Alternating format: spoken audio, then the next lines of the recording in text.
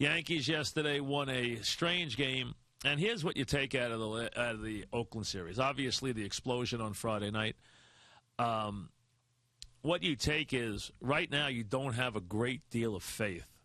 As the Yankees start to think about the stretch run, the biggest challenge they may receive for the wild card as they fight the Red Sox for the division, and the Red Sox are outplaying them right now. They have 2 series coming up in Boston early and late in August. Is what can you get out of Hughes? And Hughes' inability, with the Yankees putting up 14 runs, Hughes' inability to get 5 innings against an A's lineup is almost embarrassing.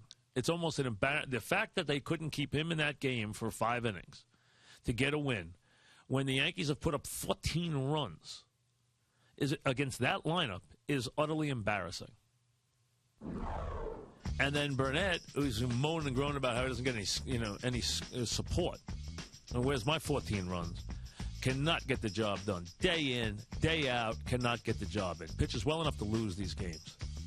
I understand he hasn't gotten some of the scoring support that other guys have gotten. That's tough.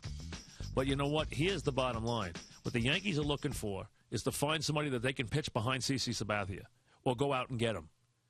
You know, the idea that, they're going to, Seattle, despite the 15 losses in a row, is going to turn around and give you King Felix is ridiculous. Or that you're going to get an ace starter somewhere. And if you bring in a secondary or third-level guy, are you any better off than you are now? Because this is not about making the playoffs. All right, listen, maybe the Angels are going to post a run. It looks like Tampa's going to, start to break things down. But let's say the Angels are going to behind the Rangers, are going to push a run for the wild card and make the Yankees be honest in August and September. What this is really about, though, is not making the playoffs. What this is about is being able to get to the World Series, and that means getting past Boston in the playoffs. They're the team to beat. And getting past a Texas team that is good and is pitching well also. And has shown they can beat the Yankees. So getting past Texas, who right now the Yankees are playing the first round, or getting past Boston, or getting past both of them. And what this is really open audition right now. Whether you are Hughes, whether you are Burnett, whether you are Colon, whether you are Garcia, whether you are the injured Nova right now, who can be the guy behind CC Sabathia who can get the Yankees 6 or 7 good innings in a postseason game? Are the Yankees concerned about Hughes? Sure, they better be. His inability to put up 5 innings against an A's lineup when you have that kind of lead is a joke. And yes, they can get into Mariano. Listen, some days you get lucky. Some days you get a break. I mean, the hits that set it up the inning weren't hit hard, and then the balls that were hit hard got caught. I mean, it happens. It happens. It's a strange game. It happens. Can Colon maybe be a guy who could take the ball in the postseason? Maybe. Can Garcia? I don't see Garcia beating a good team because every game is a dance. Every game is is dancing in and out of danger, in and out of danger, in and out of danger all the time. Against good teams, that's hard to do. But I don't know if you can count on any of these guys behind Sabathia. I mean, Sabathia is as good as there is right now. I put Sabathia right now up against anybody in baseball. Put him up against Halladay. Put him up against anybody you want. And feel pretty good about it. In positions like this, you can look fastball as he did. Right now, the Phillies go to the 7th. They trail that game 5-4. They've kind of edged away, edged back into the game. Down 5-4, go top 7. I think that, right now, that's what it's about. And that's what it's about, whether the Yankees go out. And you hear Garza's name. The Cubs gave up a lot for Garza. The Cubs are not going to give Garza up.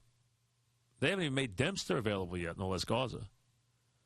Kuroda, does he make you that much better if he's available?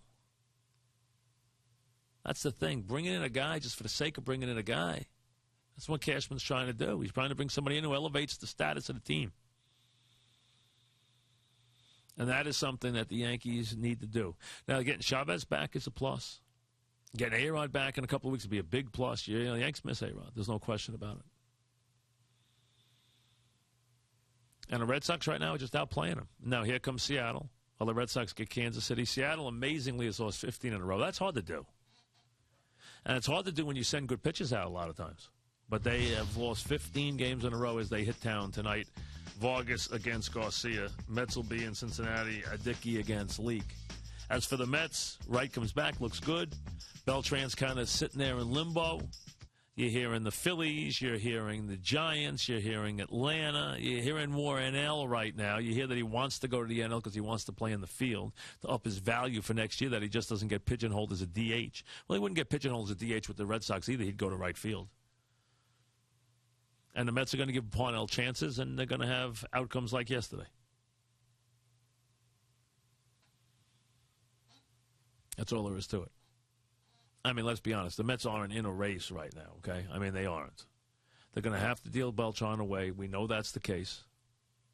Right now, that's where that's the thing that makes sense going forward. That's just the bottom line. It just makes sense.